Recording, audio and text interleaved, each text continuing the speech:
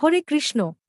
ভগবদ্গীতায় শ্রীকৃষ্ণ নিজেই বলেছেন যে তাঁর জন্ম, কর্ম ইত্যাদি সবই দিব্য, এবং কেউ যখন তত্ত্বগতভাবে তা জানতে পারে তখন তিনি ভগবদ্ধামে প্রবেশ করবার যোগ্যতা অর্জন করেন।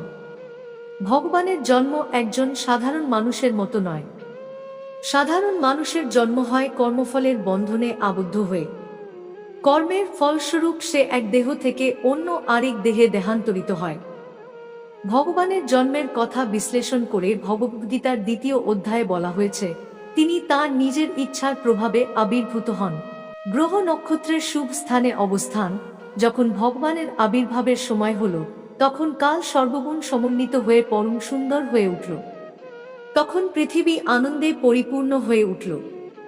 তিথি, যোগ এবং নক্ষত্র তখন সর্বমঙ্গলময় এবং সর্বসুলক্ষণ যুক্ত হয়ে উঠল। সর্বসুলক্ষণ যুক্তা রোহিণী নক্ষত্র তখন তুঙ্গে প্রকাশিত হল। ব্রহ্মা স্বয়ং এই রোহিণী নক্ষত্রের পর্যবেক্ষণ করেন।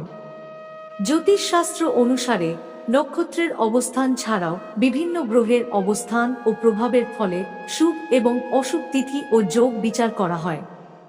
শ্রীকৃষ্ণের জন্মের সময় সমস্ত গ্রহগুলি সব সময় মঙ্গলময় অবস্থা এবং সব সময় শুভ ইঙ্গিত প্রদর্শন করে বিরাজ করতে লাগল। তখন 10 দিক শান্তি ও সমৃদ্ধিতে ভরে উঠল। শুভ নক্ষত্রগুলি নভমণ্ডলে শোভা পেতে লাগল। নগর, গ্রাম, গোচারণভূমি এবং সকলের হৃদয়ে সব রকমের শুভ ইঙ্গিত দেখা যেতে লাগল। জলে পূর্ণ হয়ে নদন্দী প্রবাহিত হতে লাগল।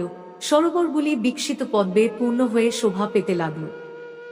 বনভূমি নানা রকম সুন্দর সুন্দর পাখি ও ময়ূরপূর্ণ হয়ে উঠল। পাখিরা সুমধুর স্বরে গান গাইতে লাগল এবং সেই গানের ছন্দে ময়ূরেরা ময়ূরীদের সঙ্গে নাচতে শুরু করল।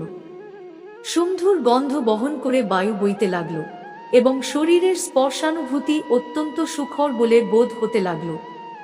ব্রাহ্মণেরা অনুভব করল যে তাদের গৃহের পরিবেশ যজ্ঞানুষ্ঠানের অনুকূল হয়ে উঠেছে। আসুরিক রাজাদের অত্যাচারে যজ্ঞ অনুষ্ঠান তখন প্রায় বন্ধ হয়ে গিয়েছিল। যজ্ঞের আগুন প্রায় নিভে গিয়েছিল, কিন্তু এখন তারা আবার প্রশান্ত চিত্তে আগুন জ্বালাতে সক্ষম হল।